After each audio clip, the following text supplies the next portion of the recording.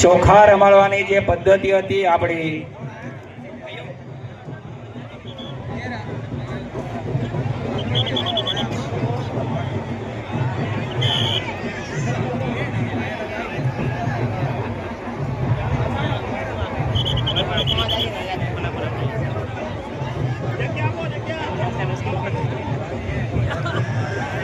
બધાને જય આદિવાસી, જય જોહાર, બધાને જય આદિવાસી।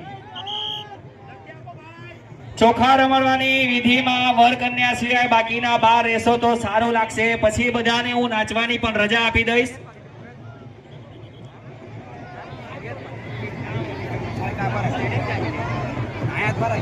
બાકીના ભાઈઓ સહકાર આપો, અંદર કોઈ નહીં જતા, બાકીના અંદર નહીં જાઓ પ્લીઝ પ્લીઝ પ્લીઝ। વર કન્યા સિવાય બધા બહાર રહો। વર કન્યા આના પછી તરત જ આશીર્વચન આપણે આપવા